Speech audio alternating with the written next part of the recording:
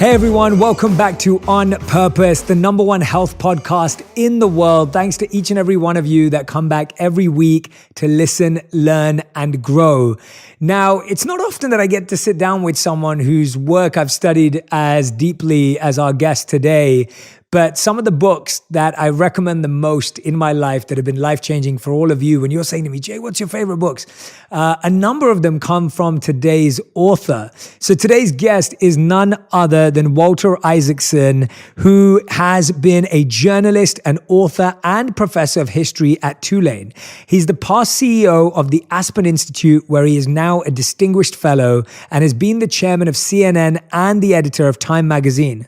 Walter is the author of best-selling biographies on Leonardo da Vinci, Einstein, and Steve Jobs, and has a new book out today, which is called The Codebreaker: Jennifer Doudna, Gene Editing and the Future of the Human Race. Walter, I'm so excited to have you on the show. Like I said, your biographies on Steve Jobs and Einstein particularly go down as two of my favorite books of all time.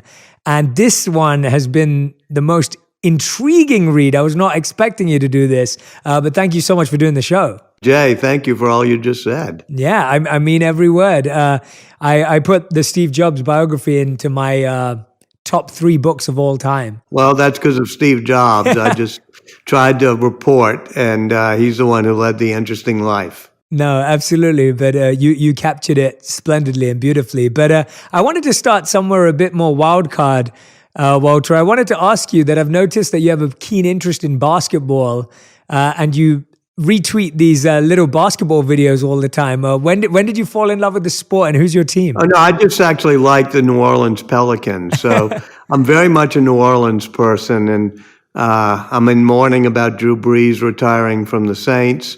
I love Zion and the Pelicans. So I can't really help you as being a brilliant, I'm not going to do the Final Four for you, and I'm not going to do any brackets. Who's been your favorite player of all time? You know, my favorite player in some ways was Bill Bradley for many reasons, including a wonderful book about him that John McPhee wrote, which is about a sense of place. Yeah, no, I asked because we've had some incredible basketball players and athletes on the podcast before. Kobe Bryant and Dennis Rodman were both been on the show. I mean, obviously Michael Jordan, when I was editor of Time, and he was in that it was going to be his last series of games, and they were in the playoffs, and it was a Sunday night game, and Time magazine had to go to press on a Saturday night, but I knew he was going to win. I don't know if you remember that Sunday night. I knew he was going to win, and on Saturday night, I did a cover. We did a cover at Time, and I, authorized it. It's a beautiful picture of him, and it says, "We may never see his like again." And then I had to stay up on Sunday night biting my fingernails. But of course, he won the game in the last few seconds, and I knew he would. That's incredible. That's when you had to predict the news, right? You had to predict the outcome when you were making decisions in papers. You got it right, but there was plenty of interesting events of fake news then. But I don't go on podcasts and tell you all the times I made mistakes. I'll just tell you the time I got it right with Michael Jordan. I love it, Walter. Well, Walter, like I said before, you've written some incredible biographies, and I can't wait to talk about The Codebreaker today as well.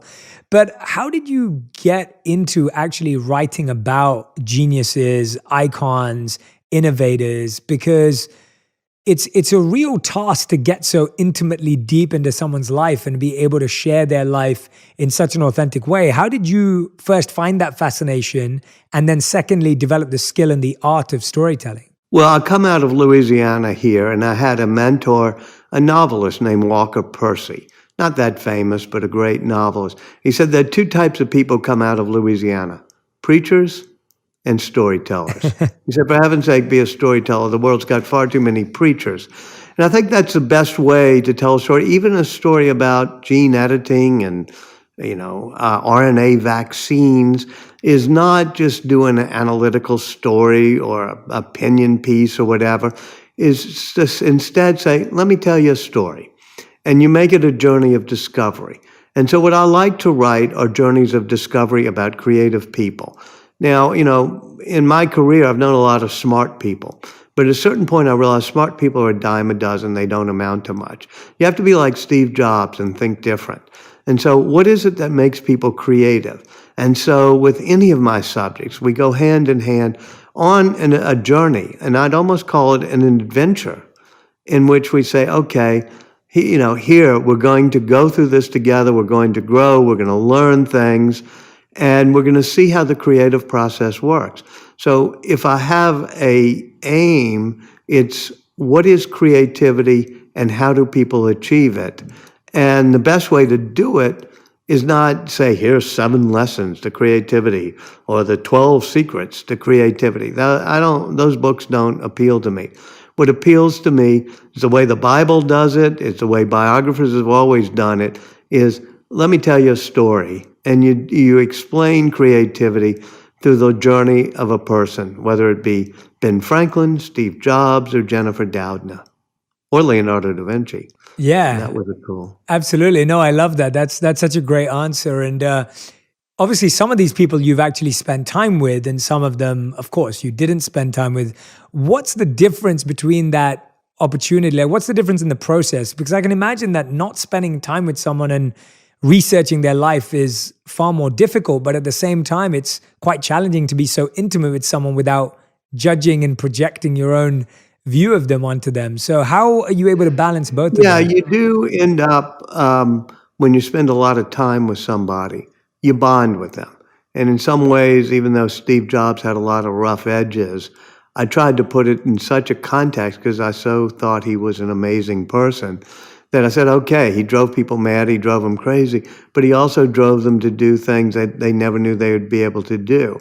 And when you're able to walk alongside somebody actually in real life, like I did with Steve Jobs or with Jennifer Doudna, you know about 1,000 times more than you can ever know about a Ben Franklin or a Leonardo, where you're looking through notebooks and looking through letters to figure out what happened. I mean, Steve Jobs would spend hours going over his iPod playlist with me and why, 2 different versions of, Glenn Gould's Variations or, Both Sides Now and the Joni Collins and Judy Collins, Joni Mitchell versions, all these things. And even like on the iPod, why the curves or the chamfers on the case were done the way it was for the fingers. And so, I just knew a zillion things about everything he did. The interesting thing about doing it with Jennifer Doudna is we were doing it in real time. It wasn't like me saying, explain to me, what it was like to start Apple in the garage, or what was Wozniak like when you first met him. When I was doing Jennifer Doudna, things were happening in real time. She had turned her attention, to fighting the COVID epidemic. And I would be with her in her lab, or I'd be on her Slack channels, or I'd be, lurking at her Zoom meetings. And so the book actually, I hope, unfolds as if you're part of a drama that's unfolding for all of us in real time. Yeah, that's such a special thing about this book, actually, because you're right that when we remember events or people in hindsight, it's always clouded with hindsight. Like there's always a different skew or a different perception. Whereas I definitely feel that in this book, you're absolutely right, that with Jennifer Doudna, and also an individual that we don't know so much about. So I remember seeing her TED Talk back in 2015. That's when I'd first come across her. And then when I saw your book, I thought, oh, wow, this is incredible. But it's also someone that we all don't know much about outside of the fields that she's the number one expert and innovator in. And that's why I felt like it was more of a discovery as well. When did you start working with her, and when did you get fascinated by her work? Well, I got fascinated about 10 years ago with the life sciences because I had done the physics revolution with Einstein, the digital revolution with Steve Jobs, and I realized that the revolution that will affect, the current time, the first half of the 21st century, and our kids will not be the digital revolution, but the life sciences revolution. So as you said, around 2015, she was doing the TED Talk. She also came to the Aspen Institute where I worked. And I realized she would be a very good central character because it was not just about the gene editing technology of CRISPR. It was about the fact that even as a young girl, she had been reading things like the double helix and wanted to become a scientist, but her school counselor says, well, no, girls don't become scientists. And so she pushes on that. And everybody else in the 1990s, it seemed, in the field of biology was chasing DNA in the Human Genome Project. And she and a few women, like Gillian Banfield, said, actually, RNA is the more interesting molecule. And then when she discovers how you can use RNA as a guide to edit our own genes, she has this nightmare that Hitler summons her and wants to learn how to use it. And so she becomes one of the leaders in the moral and ethical and policy debates. And the more I talked to her and the more I heard about her, I said, well, she's great as a central character. Now, there are many other characters in the book. There's Feng Zhang, and there's George Church, and there's Emmanuel Charpentier.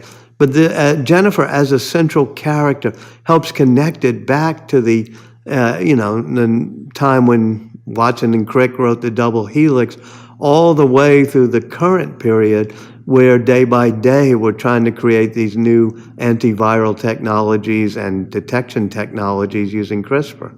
Yeah, I heard her talk about it in that talk. I remember she was speaking about how scared she was about how gene editing could be misused and used unethically. But we'll get to that. Let's start by you explaining to us what CRISPR is, because I think for people to really understand the power of this book and the work that you're doing, they really do need to understand about how central this is going to be in the next revolution, as you said.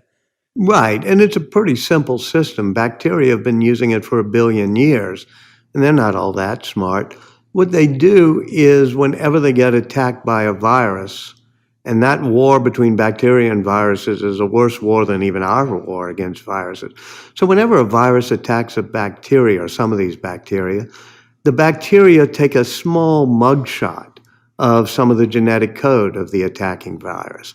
And the bacteria puts it in its own genetic sequence in these clustered repeated sequences known as CRISPRs.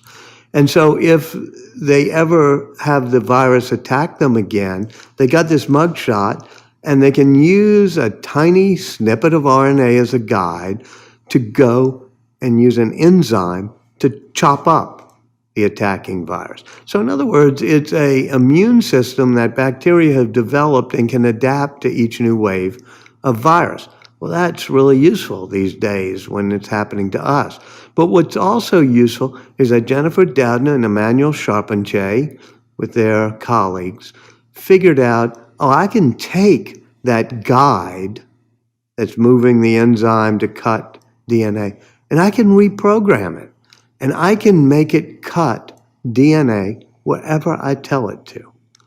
And boom, that was an aha moment in the lab, because they said it could be used as a gene editing tool on humans. So when we talk about CRISPR now, we're talking about a pretty simple system that simply has a guide RNA and an enzyme that cuts DNA. And it's a system to edit our DNA, a system to edit our genes. And explain to us how that editing system was used during the pandemic, or is being used right now.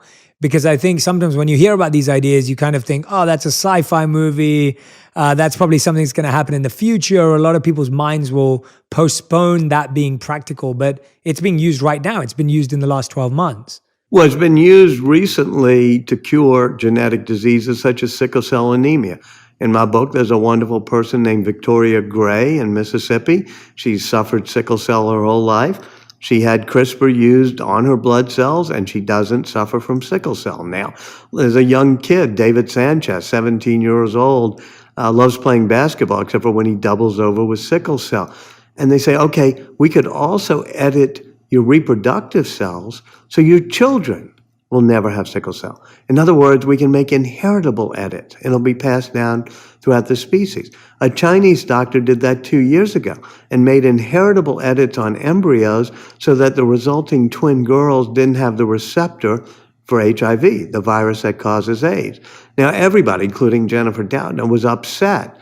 We don't want to be making inheritable edits yet. We don't know if it's safe, and we don't know if it's ethical. But now that we're being hit with a virus pandemic, I think people's minds are being open to, well, maybe using genetic edits to make us less susceptible to viruses. Remind me again, what's wrong with that? So we have to keep our minds open. Now, in terms of the coronavirus, CRISPR is also being used more specifically for detection technologies. Both Jennifer Doudna's group and her competitors out in the Broad Institute at MIT and Harvard have produced these small at-home testing kits, which will roll out in the next few months, that can test for any genetic sequence, in our saliva. You just have to spit into a little cartridge. And so you can say, do I have coronavirus? Does my kid have strep throat? Is that cancer recurring? Do I have a bacterial infection? And, my gut microbiome, biome. Should I be eating better yogurt? It also can be used to directly kill viruses. With vaccines, we're using our own immune system and kicking them into gear to fight a virus if we get infected. That's okay, but our immune systems, as we are finding out, are rather tricky, and it would be better just to have antivirals and to use CRISPR the way bacteria do, which is let's just use it to directly chop up any viruses that we target in our system. That's not quite ready yet, but it's working in the lab and will eventually be the better way we fight viruses. What are Jennifer's pros and cons around CRISPR and gene editing? Like, where does she feel it's adding value, and where does she start to feel this is actually, as you said, ethically challenged? This is posing negative usage challenges depending on whose hands this is in. What are the pros and cons that she sees that you were able to observe, and what were you shocked and surprised by, and what were you happy about as you saw this journey unfold? Right, and that's a good way to put it, because it was a journey that unfolded. What Jennifer feels now, just like what I feel now, and I hope what everybody feels now, is a little different than we felt 2 or 3 or 4 years ago. After she had the nightmare, she's gathering scientists and ethicists and religious leaders and saying, how do we stop inherited gene editing? How do we stop things unless they're really medically necessary? I think, and you'll read in the book, there's no final answer here. This is a journey. So instead of saying, you can't just turn to the last chapter of my book and say, let me see the answer key here to tell me what we should do. I think all of us have to have a feel for this technology, have a feel for our own humanity, for our own children or nephews or nieces and say, all right, how do I feel? And I think our thinking will evolve, as even the pandemic has made it evolve. As for Jennifer and for me, thinking has evolved somewhat. I was totally against any germline, meaning inheritable gene edit, and I was very much against any genetic editing except for very clear, simple diseases. But even before the pandemic, when Jennifer gave those talks you mentioned, like the TED Talk, or when I was talking about this in a chat room somewhere, I'd always have, and she'd always have, people come up afterwards or in the chat room, and they'd say something like, I have a 12-year-old granddaughter, and I think she's going to die in 3 years, I've been told. She's got a degenerative nerve disease. Can you get me in touch with Jennifer Doudna? Maybe she can fix it. Or I've got a son, and the son has, muscular dystrophy, and it's a simple gene mutation. Can that be fixed? So I think sometimes, instead of saying, wouldn't it be immoral to use gene editing, in certain cases, I also have to get my mind in the other direction and say, wouldn't it be immoral not to use it in some cases? So I don't want to preach. As I said, they're storytellers and preachers. I'm just telling you a story. But you're going to walk in this story with Jennifer Doudna and many other people and say, all right, I get it. It's complicated. Maybe we should do simple diseases like sickle cell and muscular dystrophy and cystic fibrosis and Tay-Sachs, Huntington's. Maybe there are other things we can do, including making us less susceptible to viruses. I think I would personally pause. It'd be pretty easy to add height to your children or muscle mass. I mean, myostatin, as you know, can be regulated genetically, and so you could have more muscular children if you decide. I'd draw the line before doing that. I think enhancements, I think rich people buying better genes for their kids than poor people is a horror that we have to avoid, just like in Brave New World or Gattaca.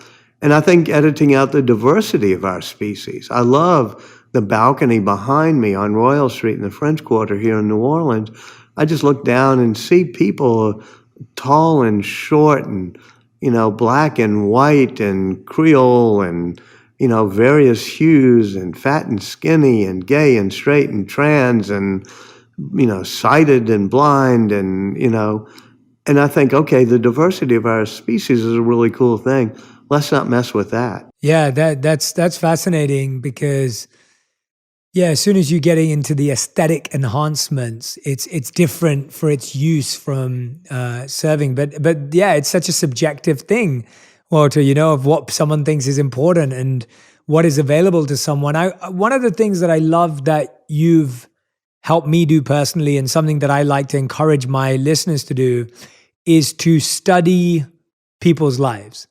I really believe, as you were saying, that the religious texts, the spiritual texts, they regularly introduce us to stories of people that we can study.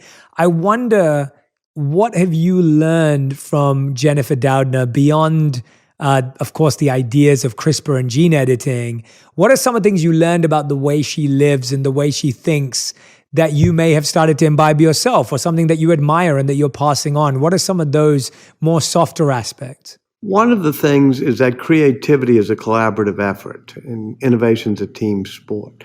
And I realize that, like Steve Jobs, she's very good at creating teams. Unlike Steve Jobs, she has a different method, which is she likes her teams to really like each other. She always, if she's going to have somebody come into her lab or be a postdoc or be hired, they have to meet everybody else, and there has to be a chemistry where they all click. That's one form of leadership and team building, and it works for her.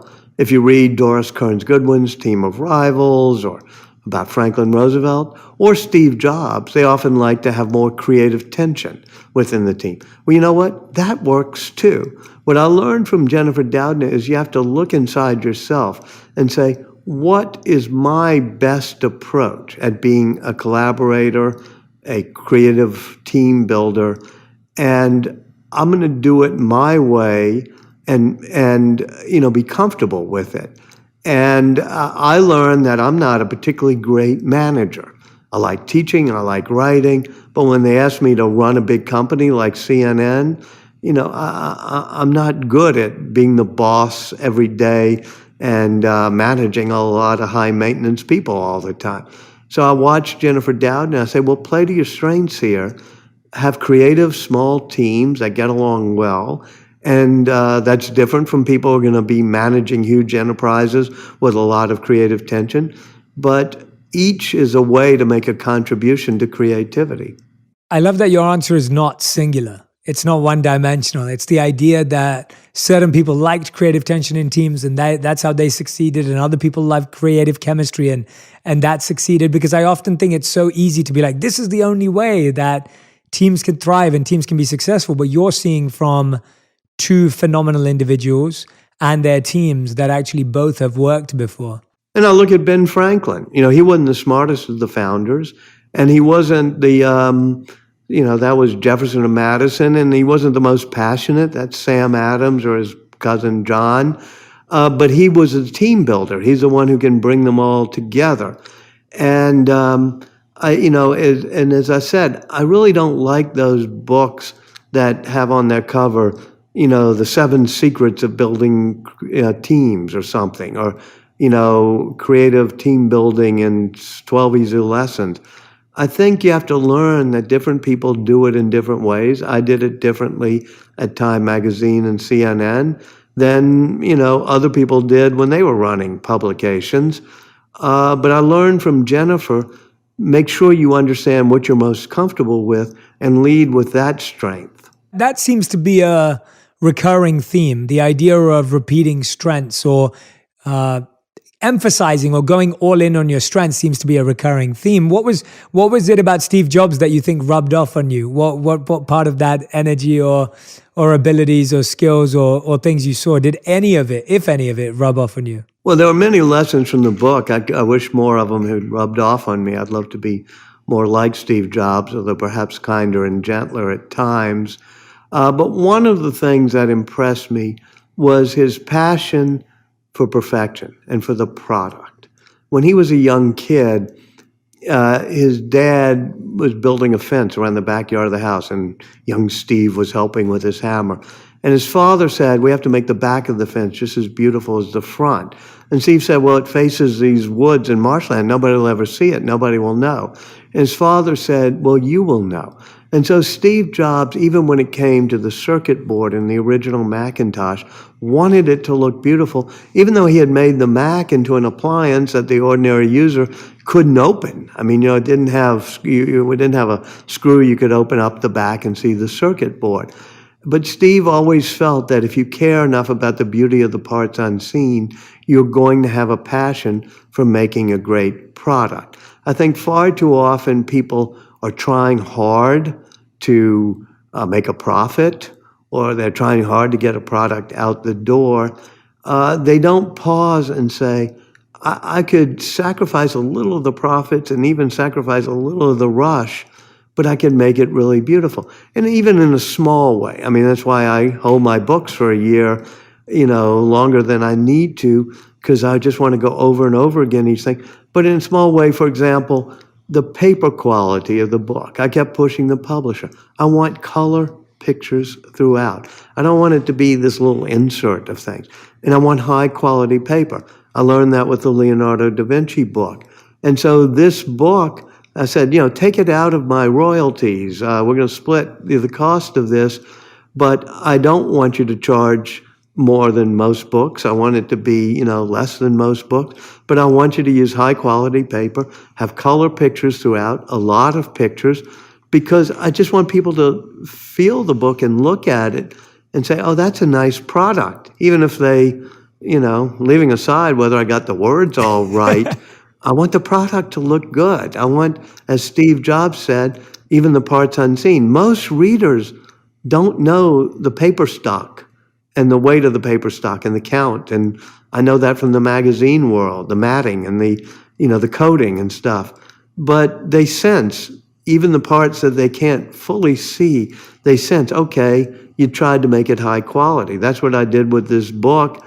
And yeah, you don't charge more, but you just say it's going to be high quality. Yeah, you definitely feel that. You've done a fantastic job with. Yeah, show the color pictures. I don't know. It's most beautiful. People yeah, no, podcast even inside like this. This is even. Yeah. Even this is stunning. Yeah, even the end pages are supposed to be beautiful. And here are some of the color pictures. I do want people to see it. It's absolutely beautiful to see. The evolution. Remember, half you people are on a podcast. They're going to be looking at this. Yeah, everyone who's listening to this, I am showing pictures of the book, so you have to get the book in order to see the pictures. This one's great. I love this picture. Oh, yeah, her in a lab holding the test tube as a young woman. Yeah, tell me a bit about her when it came to that moment in her life when she was told girls don't become scientists. How does she genuinely remember that moment? Was she someone just completely unaffected by it, or? Oh, no, she was affected by it.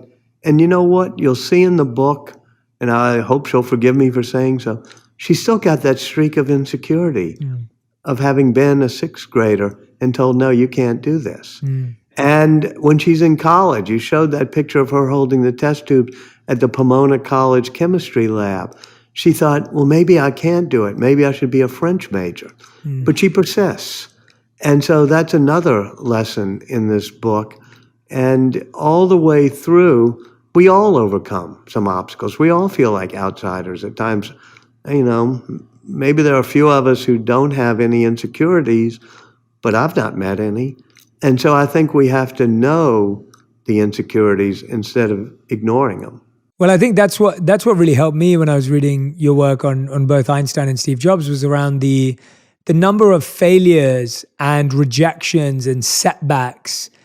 And not just the ones that make it onto movies, or not just the ones that, get glamorized in Hollywood, but the deep understanding of just how crazy this is for someone to go through these events. That's given me a lot of confidence that whenever I face failures and rejections, I'm like, oh, I'm on the same path as Steve Jobs was. Like, it's the same feeling of I can relate, as opposed to thinking, well, oh, well, my life shouldn't have any challenges because Steve's didn't have any challenges. Often we're not aware. When it comes to someone like Jennifer Doudna, what are the biggest challenges she's up against today from the world of science? What are the challenges she's having to process from her own industry and her own work right now? Well, she's having a good year right now, having just won the Nobel Prize, and somewhat of a surprise. It came rather quickly. It usually takes them decades to give a Nobel Prize to a field. And she's really reduced the amount of rivalry and competition with her rival team at the Broad Institute of MIT and Harvard, because they're both working on CRISPR detection technologies. And I think it reminded all of us, including all the scientists, and I hope all the young readers and old readers of this book, that sometimes when you're in a race, when you're in a rival, when you're being competitive, that's great. It spurs you on. But then you get reminders that there's a noble reason you're doing this as well. There's a higher calling, helping humanity. And so I think that she is driven right now, and her setbacks are she still doesn't have that home testing kit totally approved and ready to be bought at your local drugstore, that the antiviral Cas13, it's called, CRISPR-Cas13, she's got it licked. They know how to make it work, but it's hard to deliver it into the affected cells in the body. So with science, there's always another hurdle to overcome. But the cool thing about science, and why I like writing about this, is the scientific method reminds us, you got to keep an open mind. You're going to do an experiment, and it's going to fail. And that means you're going to have to revise your theories.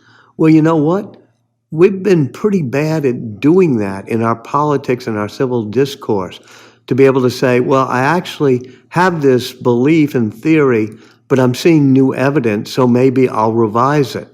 We used to do that. Ben Franklin did that. That was the whole heart of his scientific method of forming a republic. Nowadays, we don't do that in our society as much, or our cable TV shout shows as much. That's why we have podcasts, because people can actually think things through. Yeah, I love that as a cross-pollination of an idea and a methodology and of how things are processed. And I think that's such a deep lesson, both from a micro and a macro level of thinking, whether we are talking about policy or government, or whether we are talking about our own lives, the ability to review our own beliefs, to review our own patterns.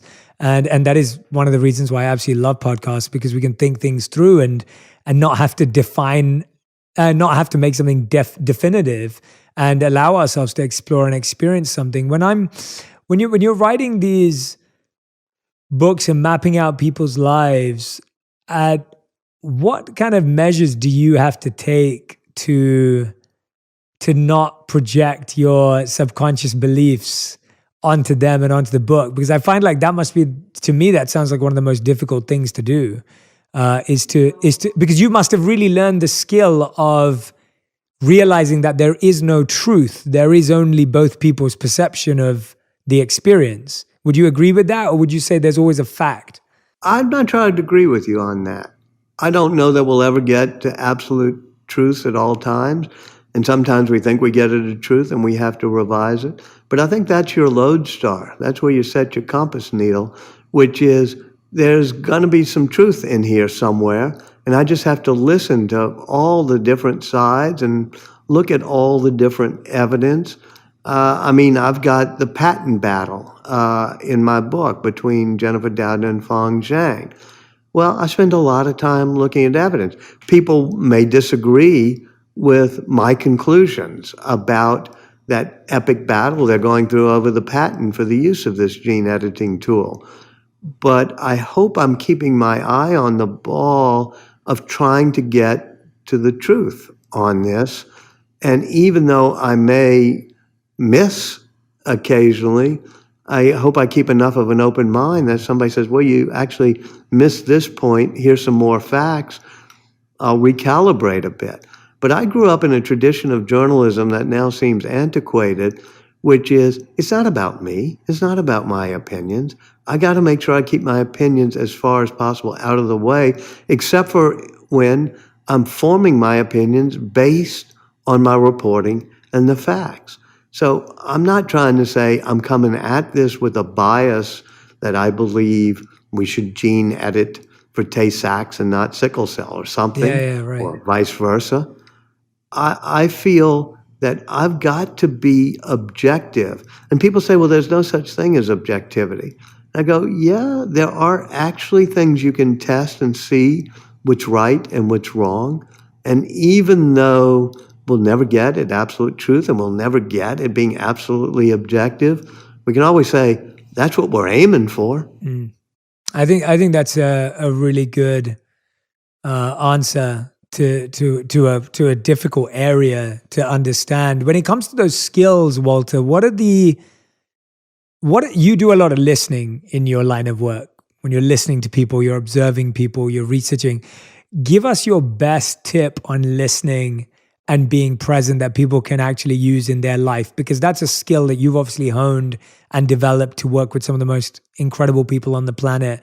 How are you listening in such a way that you're truly understanding them? I think that's a skill we all need to learn. I think a skill that I have, if I may be so bold as to claim it, is I'm good at getting people to talk.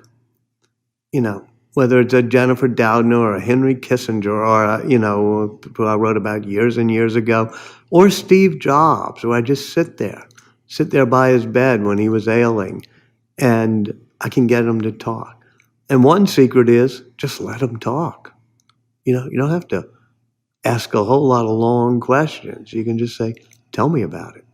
Secondly, you just have to be truly curious. And all the creative people I know have a natural curiosity. And I think I may say I'm blessed with it, but so is everybody on the planet. We're all blessed with curiosity. It's just sometimes we outgrow our wonder years. We lose our sense of curiosity. We think we know it all. And I can look out of my window now, and the clouds have parted and the sky is blue. And I still, like Leonardo da Vinci did, like Einstein did, am curious about why the sky is blue and why it gets a darker blue at a certain time. And that curiosity causes me to ask questions. And sometimes when a journalist asks a question, they got a goal in mind. They want to play gotcha. They're asking a question to try to get a piece of news. I try to make sure that every time I ask a question, it's a very simple question, and I'm asking it because I'm actually curious to know the answer. I think that listening and understanding people are two of the hardest things that we do, but they're things that we have to do every single day. And so any tips we can take on that? What about tips on asking questions? You said they're asking simple questions. What's probably the most interesting question you've asked someone? Is it as simple as tell me about it? Or is there something more to that art of questioning that has allowed you to unlock someone's, their deeper essence through questioning? Short and simple. And sometimes I'll ask a question of, why did you do that? And it could be an inventor, it could be a hedge fund manager. Somebody created an algorithm to, beat the market or whatever. I'll say, why? Why'd you do that? And they say, okay, because I can make money this way, because I can do. I say, yeah, but why? Why did you do that? And I like peeling back the onion a bit so that people have to say, well, I hadn't really thought about deeper motivations or whatever. But the only way those questions work is if you're actually genuinely curious. And I was reading recently, just because there was this new movie about Woody Allen. And if you're intrepid, you can go find it on the internet. But when I was at Time magazine, it was when Woody Allen's Sunyi Previn scandal broke or whatever. And so I went, some reason or another, I'm going to get people to talk. He said, come on over, I'll talk to you. And he talked to me for like 2 hours. In the middle of the scandal was all breaking. And at a certain point, I just asked, why did you do that? Come on. And it was like, and he got more and more reflective. He at one point said, the heart wants what it wants. And I just kind of remember that time, because it wasn't that I was so smart about asking the questions. I didn't go in with smart questions. Is when I was looking at him, I really became curious. I really wanted to know, excuse me, what were you thinking? Why'd you do that? The best part about that answer is that it's available to everyone. As you said about curiosity, is the skill is simply being curious, as you rightly pointed out. It's, everyone can ask that question to their friend, their family member, a mentor, an interesting person. We talk a lot about mentors on this podcast and being able to understand the most from our mentors and guides or teachers. And sometimes we think we have to have this phenomenal, mind-blowing question to ask that's going to be earth-shattering. And the truth is you don't. The truth is you just simply want to understand more curiously. And I love that. And I want everyone who's listening and watching to adopt that this week, is to ask someone a simple, short question in their life so that you can learn something new about them or learn something different about them. So I love how accessible and practical that is. Yeah, not all of us are going to ever have Einstein's mental processing power or Leonardo da Vinci's artistic talent. But all of us, if we really want to, can be just as curious about things, about all the wonders around us. And that pure curiosity led, a graduate student in Spain to say, why do bacteria have these clustered repeated sequences? And Jennifer Dowden to say, well, what does the RNA do in order to get it to the right place to make the cut? And that wasn't done because they were trying to make a gene editing tool or trying to make a vaccine. They were kind of curious, like, whoa, nature's beautiful. Let's try to figure it out. That's really resonated with me, because same with the other individuals you spoke about and have written about, and Jennifer Doudna too, they weren't trying to necessarily solve something for a particular goal. It was the curiosity that led to it. Do you think that that's an approach that we need to encourage more in education, in the scientific and both spiritual fields? Is that something that we're losing? Is that something you saw more of when you were studying people of the past? Or is that just a trait that comes along once in a while, where you find an incredible icon like this who just thinks completely from a curious place, as opposed to a consumer or a creative space of actually creating something tangible? I think the most important application of that is in our policy, meaning, government funding, university research, whatever. Every now and then you get politicians who balk at research funding by the U.S. government, which has happened since World War II. And sometimes they make fun of, like, oh, they're studying, the DNA of bacteria. Why are they doing that? And I think part of the message of this book is that basic research, curiosity-driven research, we don't know where it's going to lead, but that's where you got to begin. And eventually it'll lead to discoveries, and those discoveries might lead to inventions, and those inventions might be useful. When they were, Einstein's colleagues were figuring out how do electrons dance on the surface of semiconducting materials, and how does quantum theory apply to surface states, they weren't doing it to invent the transistor. But eventually, when they figured it out at Bell Labs, theoretical physicists, like John Bardeen and William Shockley, who understand the quantum surface states of semiconducting materials, suddenly have changed the entire world by creating the transistor and then the microchip. That's true of my book now, which is this adventure to figure out, how our molecules working in our bodies leads to things like editing tools and vaccines. Absolutely. Well, Dr. Isaacson, thank you so much for spending time with us today to have this conversation. I want to encourage everyone who's deeply fascinated, curious, and intrigued to go out and get a copy of The Code Breaker. It's available right now when you hear this episode. And I truly believe that, Walter, you're very humble and modest, and I that makes me appreciate you even more. But you have a really unique ability to be able to really get into people's lives in a really deep and intimate way, and take us on a journey through their life in a very 360 whole way. I feel like you're great at telling us about the whole person rather than just the part that's often the most popular part. And I really, really value your approach and the way you do that. We end every interview with a final 5, Walter, which is a fast 5. So you have to answer each question in 1 word or 1 sentence maximum. So if you're ready, this is your fast 5. Are you ready? Yeah, I'm not prepared, but I'm ready. Yeah, definitely not prepared. Okay. If there's one person you could have dinner with that's no longer with us, who would it be? Leonardo da Vinci. Oh, wow. Interesting. Because he was the person who most wanted to know everything you could know about everything that was knowable. And it's like, whoa, tell me about it, man. What do you think was the most interesting discovery he made through your research? I think his most interesting thing he did was connect the arts and the sciences. And that's an inspiration for Steve Jobs, who convinced me to write about Leonardo da Vinci. That's what Vitruvian Man, that naked guy doing the jumping jacks in the circle and square, is supposed to symbolize, as the connection of art and science.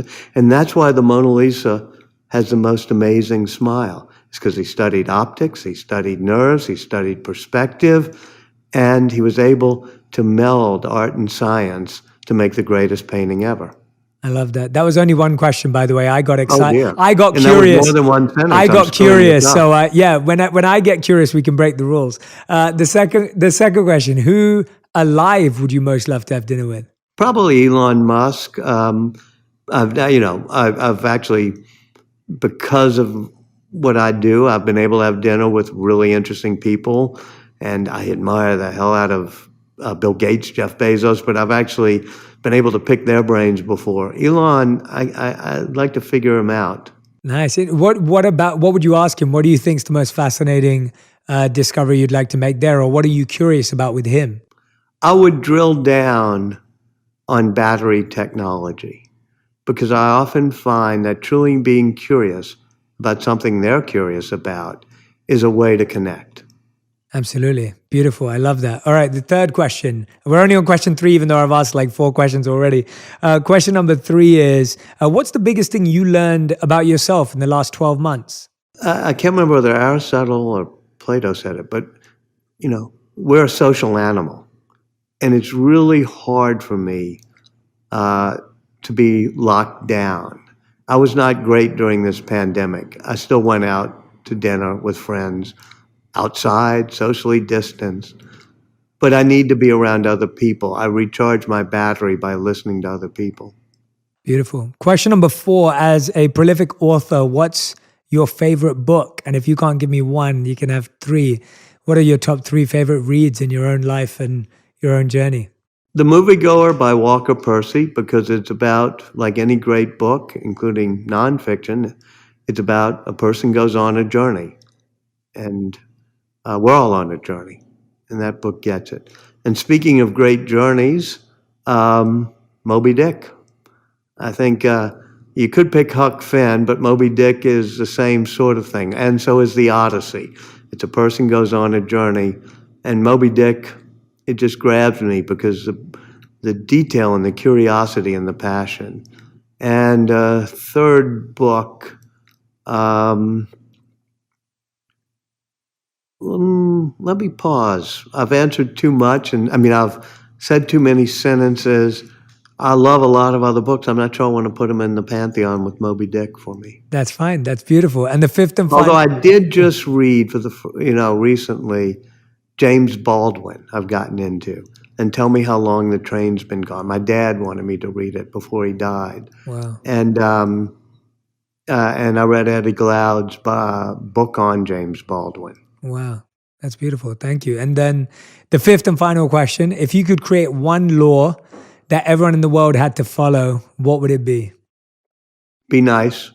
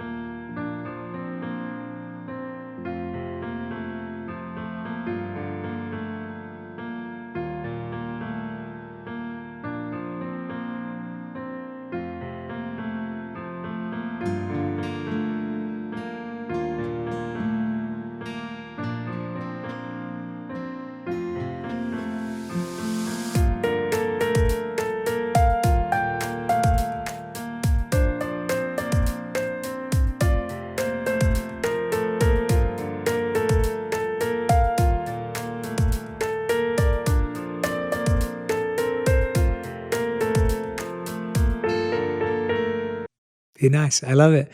Everyone, Walter Isaacson, new book, The Code Breaker, available right now. Go and grab a copy. We will put the link in the description. Please go and read about Jennifer Doudna. I promise you, you won't regret it. And to be honest, I do think this is probably the most challenging one for me in the sense that because it's happening right now, it presents so many more interesting conversations and questions in a way that I've never been challenged before. So thank you so much for all the work you've done, Walter. I remain a fan and supporter, and